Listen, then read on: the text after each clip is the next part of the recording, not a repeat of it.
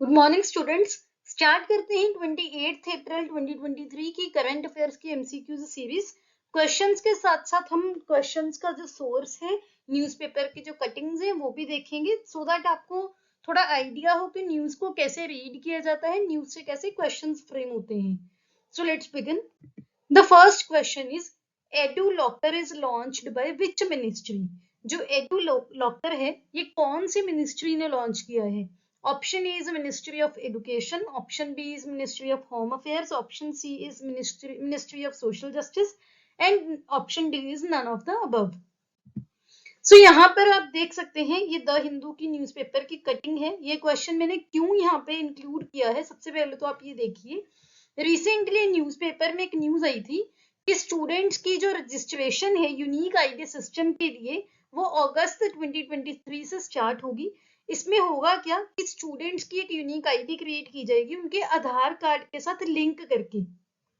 तो मार्च 2023 में national educational technology forum यानी कि NETF ने एक पब्लिक डॉक्यूमेंट रिलीज किया था, जहां पर उन्होंने एक रिक्वायरमेंट वो की थी कि हमें एक एजुकेशन इकोसिस्टम रजिस्ट्री की नीड है।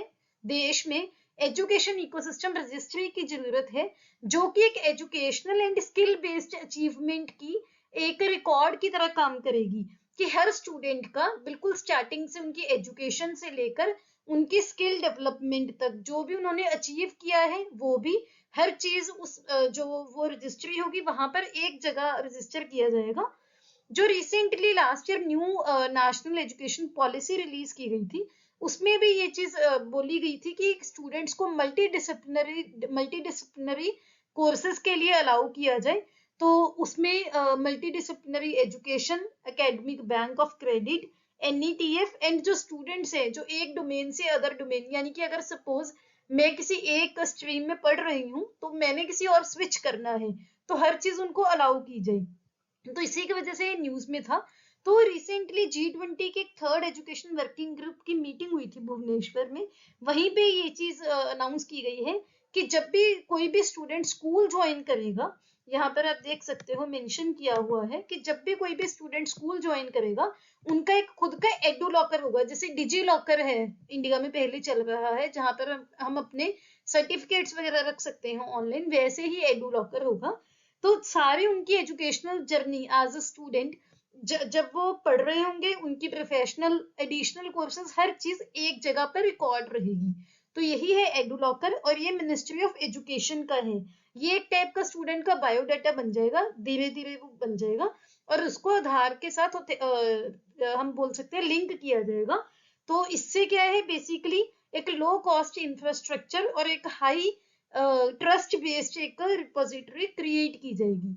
तो आपको ध्यान में रखना है कि इसका आंसर है option A, that is ministry of education. आगे हम बात करते हैं O in OTT stands for. जो OTT है उसमें O की क्या फुल फॉर्म है? Option A is over, option B is on, option C is on to and option D is off. तो ये है इस न्यूज का सोर्स, आप देख सकते हैं। सो जहां पर गवर्नमेंट ने बोला है कि कोर्ट की स्टे के बावजूद भी जो OTT प्लेटफॉर्म्स है जैसे अमेजोन है, डिज्नी हॉटस्टार है, नेटफ्लिक्स है, ये अभी भी कंटेंट के रिगार्डिंग प्रेशर फील कर रहे हैं।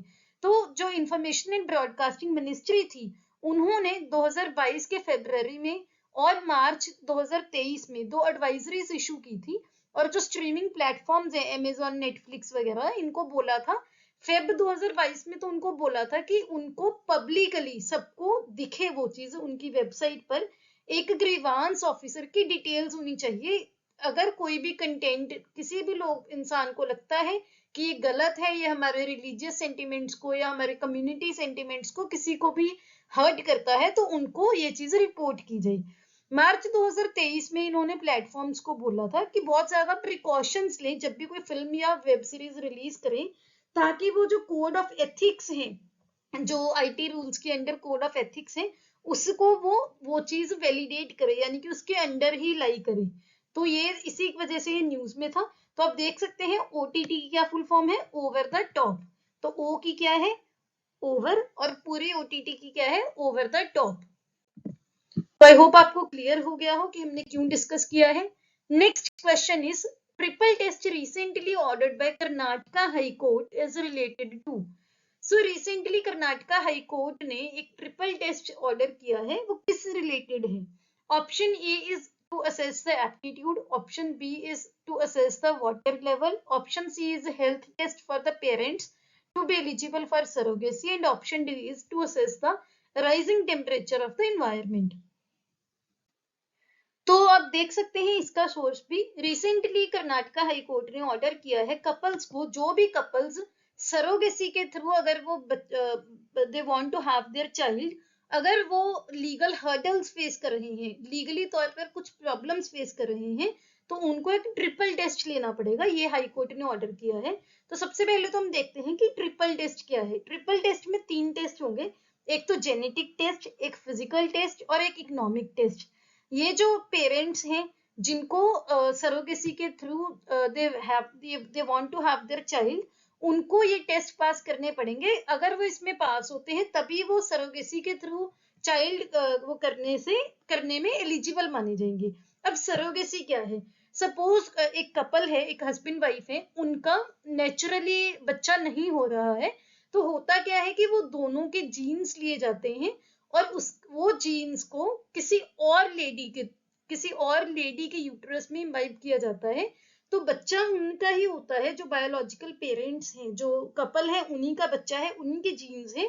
लेकिन क्योंकि वो लेडी को कोई फिजिकली कोई हेल्थ इश्यूज हैं, इस वजह से वो बच्चा पैदा कोई और लेडी करती है, वो 9 मंथ्स किसी और के वॉम में रहता है, उसी को सरोगेट मदर बोला जाता है। तो ये मैंने आपको बहुत सिंप्लीफाइड वे में समझाने की कोशिश की है। तो आपको ध्यान रखना है कि ट्रिपल टेस्ट किसके रिलेटेड है? जो भी पेरेंट्स सरोगेसी के लिए एलिजिबिलिटी सीख कर रहे थे हाई कोर्ट से, कर्नाटका हाई कोर्ट से, उन्हीं को कर्नाटका हाई कोर्ट ने ट्रिपल टेस्ट के लिए बोला है, जिसमें 3 टाइप के टेस्ट होंगे। Next question is, in the eco-sensitive zones, how much area was decided to act as a shock absorber? जो eco-sensitive zones होते हैं, उनमें कितने एरिया को डिसाइड किया गया है कि वो शॉक एब्जॉर्बर की तरह काम करेगा? कितना बफर जोन है, वो कितना होना चाहिए जो शॉक एब्जॉर्बर की तरह काम करेगा? Option A is 0.5 kilometre, option B is 1 kilometre, option C is 1.5 kilometre and option D is 2 kilometres. ये रहा इस न्यूज का सोर्स। तो honourable supreme court of India ने रिसेंटली इको सेंसिटिव जोन्स के अराउंड एक ऑर्डर को मॉडिफाई किया है, जो प्रोटेक्टेड फॉरेस्ट के अराउंड इको सेंसिटिव जोन्स हैं। उन्होंने ये बोला है कि जैसे पहले इको सेंसिटिव जोन के अराउंड जो 1 किलोमीटर का बफर जोन था, जिसको protected area as a shock absorber वहां पर डेजिग्नेट किया गया था, किसी भी इको सेंसिटिव जोन के, किसी प्रोटेक्टेड फॉरेस्ट के अराउंड जो इको सेंसिटिव जोन होता है, वो यूनिफॉर्म नहीं हो सकता। यूनिफॉर्म इन द सेंस कि ये जरूरी नहीं है कि पूरे भारत में 1 किलोमीटर एरिया, जो 1 किलोमीटर जो एक फिक्स फिगर नहीं हो सकती, क्योंकि हर एरिया की अलग अलग डिमांड्स हैं, हर एरिया की अलग अलग डाइवर्सिटी है। हाँ, उन्होंने ये बोला है कि जो नेशनल पार्क और वाइल्ड लाइफ सेंचुरी है, और उनके अंदर और उनके अराउंड 1 किलोमीटर के एरिया में माइनिंग, यानी कि जो आप बोल सकते हो माइनिंग क्या होती है, किसी भी मिनरल्स वगैरह के लिए जो खुदाई की जाती है, कमर्शियल माइनिंग, वो वहां पर परमिट नहीं की जाएगी। तो बेसिकली इको सेंसिटिव जोन क्या होते हैं? सपोज कोई फॉरेस्ट है, जंगल है, वो प्रोटेक्टेड है, क्यों? क्योंकि वहां पर नेचुरली बहुत सारी स्पीशीज हैं जिसको प्रोटेक्ट हमें करना पड़ेगा। तो उसके अराउंड एक एरिया ड्रॉ हो जाता है। फॉर एग्जाम्पल मैं आपको डायग्राम से समझाती हूँ। फॉर एग्जाम्पल ये फॉरेस्ट का एरिया है, इसके अराउंड एक बफर जोन होता है, जो हम प्रोटेक्शन के लिए करते हैं कि इस वाले जो बफर जोन है, ये वाला जो बफर जोन है, यहाँ पर बहुत सारी एक्टिविटीज परमिट नहीं होती। क्यों? क्योंकि जो वाइल्ड लाइफ है, यहाँ पर जो वाइल्ड लाइफ है उसको प्रोटेक्ट करने के लिए। तो यहाँ पर जो ये इको सेंसिटिव, ये जो हम बोल सकते हैं बफर जोन है, ये वाला, इसमें 1 किलोमीटर के एरिया को पहले इको सेंसिटिव जोन में बोला गया था कि ये शॉक एब्जॉर्बर की तरह काम करेगा। तो अब कोर्ट ने वो मॉडिफाई कर दिया है कि 1 किलोमीटर यूनिफॉर्म नहीं है, तो पहले 1 किलोमीटर का था। ऐसे क्वेश्चंस आपके इन्वायरमेंट में, बहुत सारे इन्वायरमेंट के सब्जेक्ट के रिलेटेड होते हैं और बहुत कॉमनली पूछे जाते हैं। आगे क्वेश्चन है, रिसेंटली एन MOU यानी कि memorandum of understanding was signed by department of social justice and empowerment as part of Nasha Mukt Bharat अभियान विद विच NGO? नशा मुक्त भारत अभियान एक कैंपेन है department of social justice and empowerment का, उसके अंडर एक MOU साइन किया है उन्होंने कौन सी NGO के साथ, कौन सी नॉन गवर्नमेंट ऑर्गेनाइजेशन के साथ? ऑप्शन ए है art of living, option B है स्माइल फाउंडेशन, ऑप्शन सी है helpage India and option D है प्रथम। तो ये रहा इसका सोर्स। रिसेंटली सेंटर ने या फिर आप बोल सकते हो department of social justice and empowerment ने एक MOU साइन किया है इसके साथ, आर्ट ऑफ लिविंग के साथ, जो कि एक NGO है श्री श्री रविशंकर जी के द्वारा चलाई जाती है। यहाँ पर आप उनकी पिक्चर भी देख सकते हैं। As part of Nasha Mukt Bharat अभियान, इसमें क्या किया जाएगा, स्पिरिचुअल और फेथ बेस्ड ऑर्गेनाइजेशन जो आर्ट ऑफ लिविंग है इनको इन्वॉल्व करके भारत में ड्रग डिमांड को रिड्यूस किया जाएगा, भारत के यूथ को या भारत के लोगों को ड्रग्स से मुक्त करवाने के लिए काम किया जाएगा। तो ये इसके रिगार्डिंग है, तो इसका आंसर है option A, that is art of living. Next question is, the National Commission for Protection of Child Rights is a, option A is constitutional body, option B is a statutory body, option C is non-constitutional body and option D is an NGO. सबसे पहले तो ये क्यों हम discuss कर रहे हैं, आपको पता होगा कि बॉर्नविटा के रिगार्डिंग काफी दिनों से कंट्रोवर्सी चल रही है, ये हम यहाँ पे डिटेल में नहीं डिस्कस करेंगे, हम अपने वीकली करंट अफेयर में डिटेल में डिस्कस करेंगे। तो रिसेंटली जो national commission for protection of child rights है, उन्होंने जो बॉर्नविटा की कंपनी है जो उनको आप बोल सकते हो कि बनाती है, उनकी ओनर है मॉन्डेलेज इंटरनेशनल इंडिया, उनको बोला है कि जो भी बॉर्नविटा के प्रोडक्ट पर लेबल्स है, पैकेजिंग, कोई भी एडवर्टीजमेंट है बॉर्नविटा के रिगार्डिंग, उसको रिमूव किया जाए अगर वो मिसलीडिंग है। क्यों? क्योंकि उन्होंने बोला है उनके अकॉर्डिंग कि जो बॉर्नविटा है इसमें शुगर की बहुत हाई परसेंटेज है और ये बच्चों के लिए नुकसानदायक हो सकती है। और उन्होंने ये भी बोला है कि FSSAI के रेगुलेशंस के अकॉर्डिंग और कंज्यूमर प्रोटेक्शन एक्ट के रेगुलेशंस के गाइडलाइंस के अकॉर्डिंग जो फेयर है, जो सही और मैंडेटरी जरूरी डिस्क्लोजर्स है, जो चीजें डिस्क्लोज करनी जरूरी है, वो प्रोडक्ट पे शो की जाए। तो हम बात अब कर लेते हैं NCPCR के बारे में, ये आपका पॉलिटी का भी एक इंपॉर्टेंट पार्ट है। तो NCPCR एक स्टेट्यूटरी बॉडी है। स्टेट्यूटरी बॉडी क्या होती है? कोई भी बॉडी जो एक एक्ट के अंडर स्टैब्लिश की जाती है। तो स्टेट्यूटरी बॉडी है जो कि 2007 के मार्च में commission for protection of child right act 2005 के अंडर स्टैब्लिश की गई थी। इसका एडमिनिस्ट्रेटिव कंट्रोल किसके पास है? Ministry of women and child development के पास। और कमीशन का काम क्या है?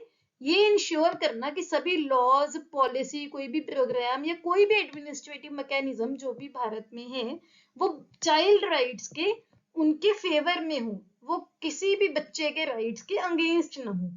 तो ये इसके साथ साथ जो UN कन्वेंशन है on the rights of child, उसको भी वो चीज कंप्लाई करती हो कि किसी भी बच्चे के कोई भी act, law, programme, policy against ना हो। तो इसका आंसर है option B, that is statutory body. आप अपनी पॉलिटी में constitutional bodies, non constitutional bodies पढ़ते हुए आपके सिलेबस का पार्ट है, स्टैट्यूटरी बॉडी भी वहां पर आपके सिलेबस का पार्ट है, तो आपको पता होना चाहिए। Next question is, locked shields 2023 world's largest cyber defence exercise was conducted by. जो लॉक्ड शील्ड नाम की एक्सरसाइज है जो कि पूरी दुनिया की सबसे बड़ी साइबर डिफेंस एक्सरसाइज है, वो कौन सी ऑर्गेनाइजेशन कंडक्ट करती है? Option A is G7, option B is G20, option C is SCO and option D is NATO. So SCO है Shanghai cooperation organisation and NATO है नॉर्थ अटलांटिक ट्रीटी ऑर्गेनाइजेशन। ये हम काफी बार डिस्कस कर चुके हैं इनकी फुल फॉर्म्स भी, और आपको पता होगा इनके हेडक्वार्टर्स भी कहाँ पर है। अगर आपको पता है तो tell me in the comment section below. हमने G7 और G20 की ट्रिक्स भी देखी थी कि हम आपको ये मेंबर्स इनके कैसे याद रखने हैं। आई होप आपको वो भी याद हो। तो इसका आंसर है option D, that is NATO, North Atlantic treaty organisation. ये वैसे भी काफी टाइम से न्यूज में चल रही है, इसके बारे में हमने पहले प्रीवियस वीडियोस में डिटेल हम डिस्कस कर चुके हैं। Next question is, world malaria day is celebrated on. Option A is 24th April, option B is 25th April, option C is 27th April and option D is 26th April.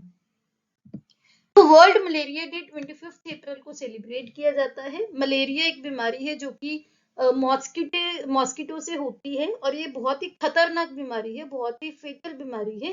इसकी वजह से deaths भी होती हैं और malaria भी काफी time से न्यूज में भी है और हर साल हम 25 अप्रैल को वर्ल्ड मलेरिया डे सेलिब्रेट भी करते हैं, तो आपको पता होना चाहिए। आगे बात करते हैं, Hakki Pikki tribe community belongs to which country. Hakki Pikki नाम का ट्राइब कम्युनिटी होती है, कबीले कौन से देश से बिलोंग करते हैं? ऑप्शन ए है इंडिया, ऑप्शन बी है सीरिया, ऑप्शन सी है यमन एंड ऑप्शन डी है यूएसए।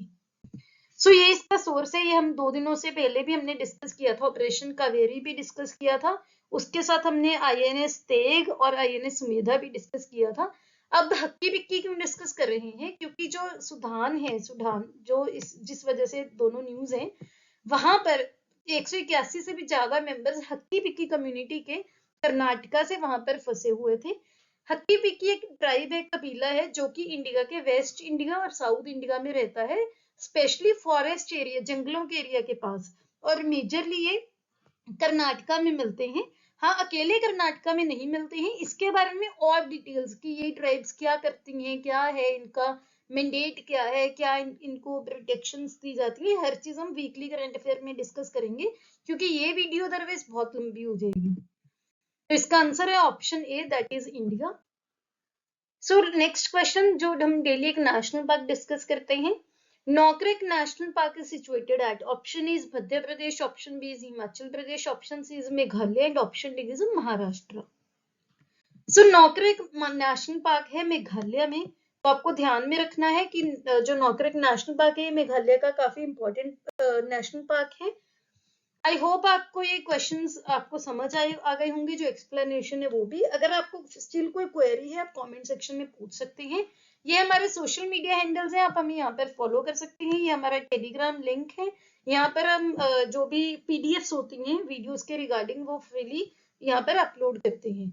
अगर आपको ये वीडियो अच्छी लगी, please hit the like button, don't forget to subscribe to my channel, और अपने दोस्तों के साथ शेयर कीजिए जो भी तैयारी कर रहे हैं, जिनके लिए भी ये एमसीक्यूज अच्छे या हेल्पफुल हो सकते हैं। See you tomorrow at 8 o'clock. Have a nice day.